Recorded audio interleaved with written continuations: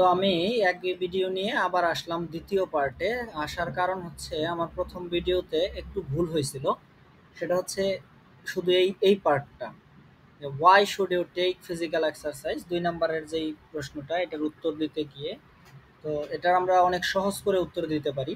সেটা হচ্ছে ফর বসিয়ে করে দিলেই হয়ে গেল। কিভাবে?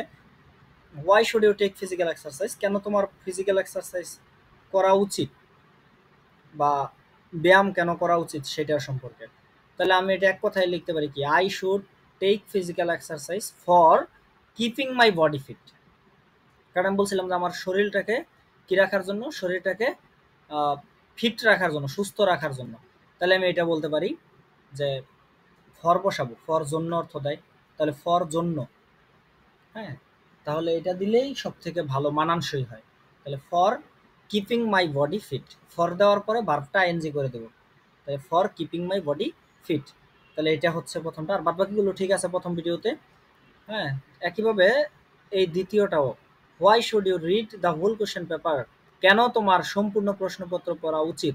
তাহলে এটা আমার ভুলকে আমি ওই যে বলেছিলাম যে বিকজ দিয়ে, বিকজ দিয়েও করা যায় কিন্তু অনেক বড় করতে হবে ওই ক্ষেত্রে, বাট ফর দিলে বেশি ঝামেলার কিছু নেই। তাহলে এটা কি করতে পারি, I should read the whole question paper for, কিসের জন্য? ফরের পরে ভার্বটাকে কি করে দেবো, আইএনজি করে দেবো। তাহলে for identifying the hard and easy question. তাহলে সহজ হয়ে গেল বেশি। তাহলে কি, I should read the whole question paper for identifying the hard and easy question. তো এই ছিল হচ্ছে আমার মিস্টেকের দিকটা। হ্যাঁ, আর বাদ বাকি সব প্রথম পার্টেই ঠিক আছে, দ্বিতীয় পার্টটা এই জন্যই করা। হ্যাঁ, যেটা হচ্ছে ভুল হয়েছে।